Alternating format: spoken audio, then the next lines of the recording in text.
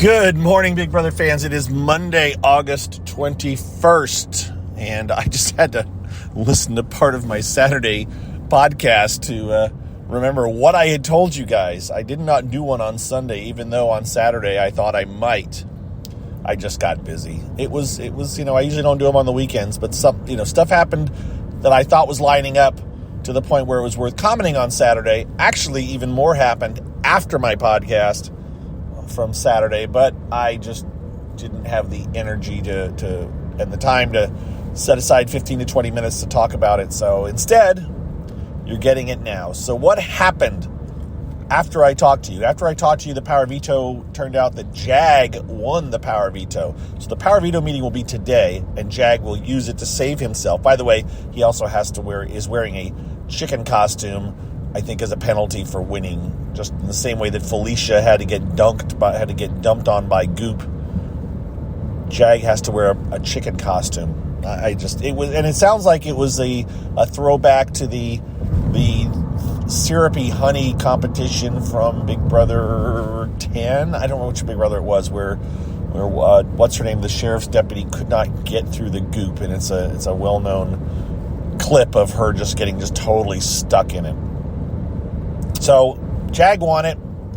He's going to use it. And I'm not kidding you guys.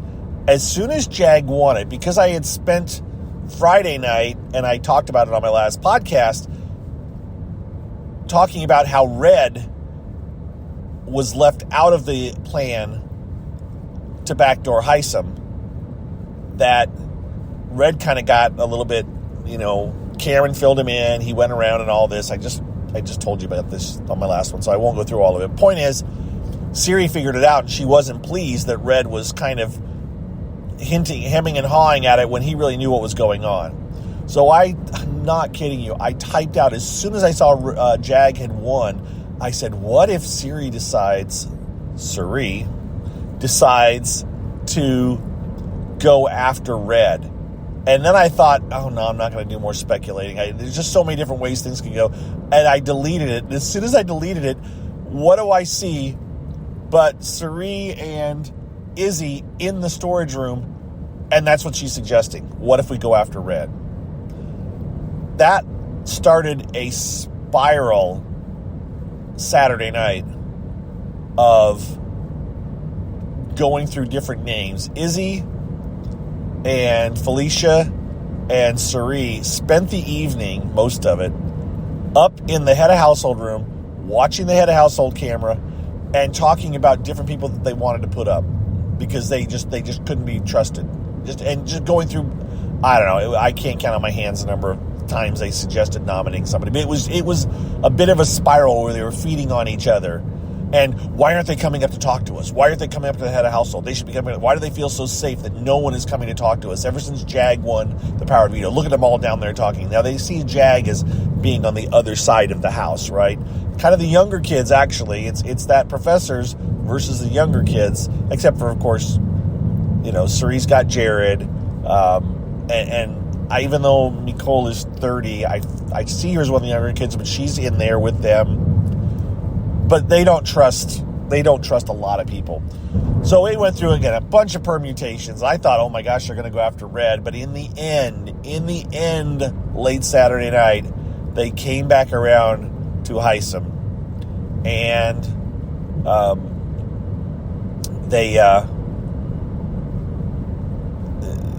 what I want to say, they stuck with that most of the day yesterday.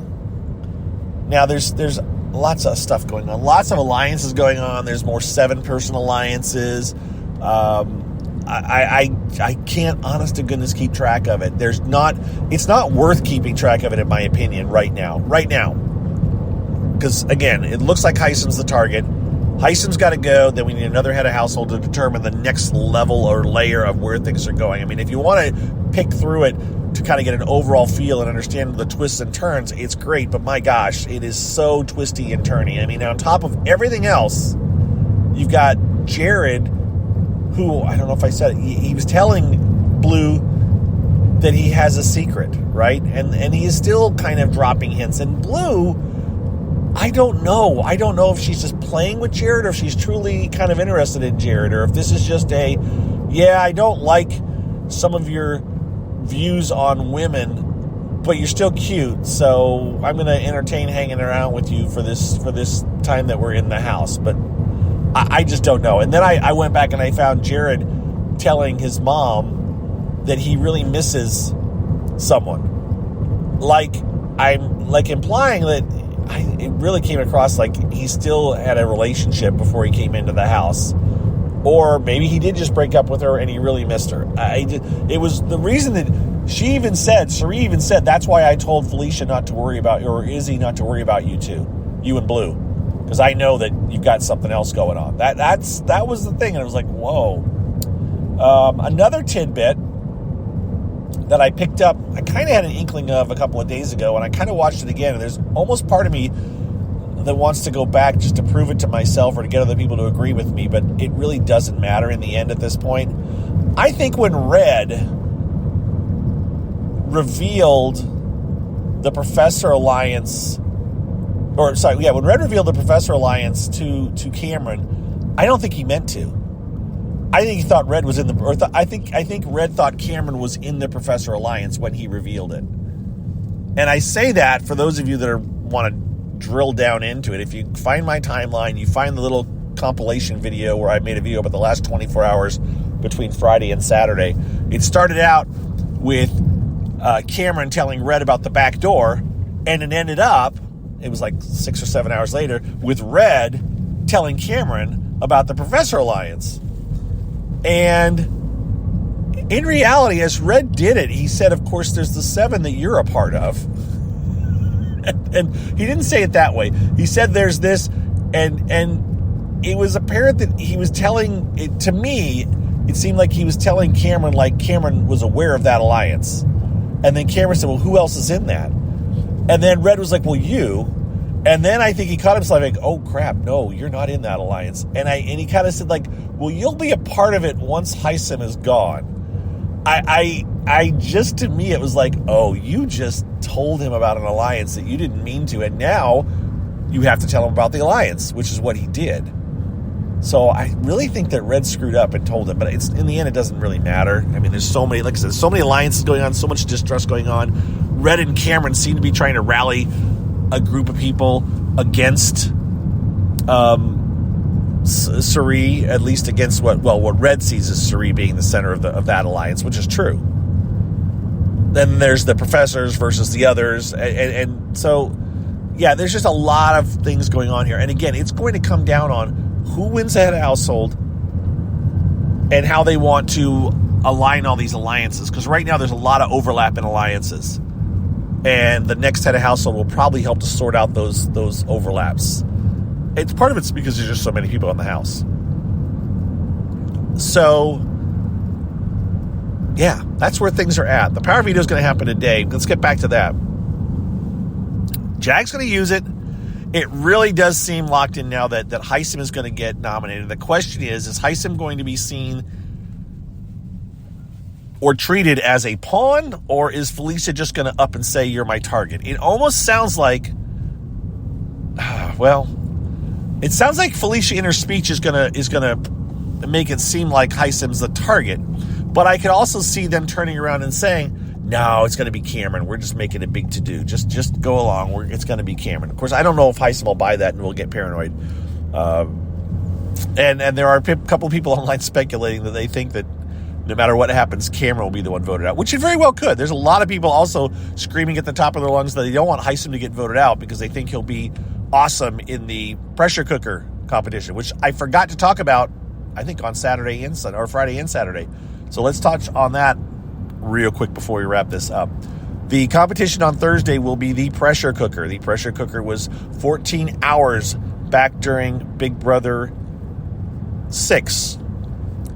I will not claim that I stayed up for the entire thing. I actually went back to my website, which is currently not working, ilovereality.com, but I went back through the Wayback Machine and I found my posts because back then it was hand-coded. It wasn't hand-coded. I used Netscape Navigator, believe it or not, to edit the pages. But I would basically edit individual HTML pages, individual web pages, and save them, and then back them up and make copies. And so there's actually a fairly decent backup on the Wayback Machine. It's not like a WordPress site that it's all a database and everything. It was all just individual web pages. So they still exist out there. And so I went back and found, I posted, and it was about 1 a.m. that I just like, okay, I'm done. 1 a.m., which would be 3 a.m. my time. At 3 a.m., I said, I'm done. I got to go to bed. I had to go to work the next day. We didn't know it was going to be an endurance competition. We didn't know it was going to, and it was just like, no, I got to go to work. So I'm going to bed at 3 a.m. And then I went back after the fact and updated the site with the additional turns and everything that happened. And so it was, I went back and just said, oh, this happened. I think about it was about 8:30 in the morning when I finally managed to start re-updating and everything. So that happened. I watched that, I watched that part of it and watched the end of it. But yeah, I didn't stay up for all 14 hours. But still, pressure cooker, yes, lived through it.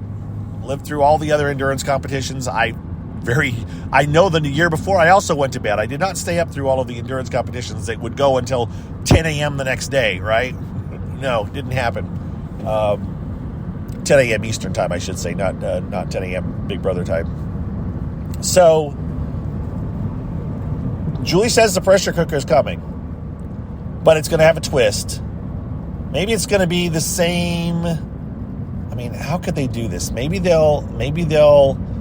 They said it's going to be with a scary twist. Maybe they'll make it look like it's old. Maybe I would, if I were them, I would build a similar contraption, which was kind of like a little mini greenhouse, and just maybe make it like it's a haunted mansion, like it's run down. I don't know. I actually watched part of the original feed. Liquidated is a Twitter account, a person on Twitter, who makes the BB viewer that we can use to watch the feeds instead of using the default CBS viewer. And he has a Discord channel. I've mentioned Discord a couple of times that I joined over the weekend because he said, let's watch the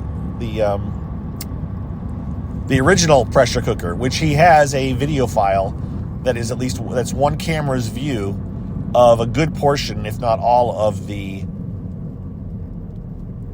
actual pressure cooker competition. And so I fired that up and watched parts of it. I watched about 45 minutes of it or so. I mean, it's amazing how boring it is when you're watching, and it's like, okay. I tuned in right when James, I think, got dropped out or something, and I knew exactly by then, because of my website, who was going to go next and what was going to happen. So I watched some of it. It was interesting, but yeah, I just cannot see CBS doing a 14-hour competition. I'll be fine if I'm wrong, if they do it, but I just can't see them spending the money to pay the crew and the time and what an effect it's going to have on the schedule and everything if they were to do that. So we'll have to see. We'll have to see what the plan is. All right, that's it, guys. I'm gonna sign off. I've talked myself, and I've had lots of pauses because my brain is still just, it's foggy. There's a lot going on. The keys here are Power Veto is going to be used, HISM's going to go up, and then we see how that is treated. And so tonight on the feeds, this afternoon and tonight on the feeds should be pretty good. The house guests, by the way, are there we go. One last thing. The house guests are still, they're locked down inside because of the tropical storm. They know there's a tropical storm. There have been lots of pictures out there. And I went looking for it. I couldn't find it because I don't do a good job of bookmarking this stuff. But there's someone earlier this year posted a picture taken from across the Los Angeles River of the Big Brother house. And you can see that it's actually kind of up high, and there's an entire floor, what we call the basement, underneath it. And so it's like, it's a one full story above the top of the bank of the Los Angeles River. And you don't get that sense with all the overhead shots that people have been sharing. It looks like, oh my gosh, the river's going to break out of its banks and it's right next to the house.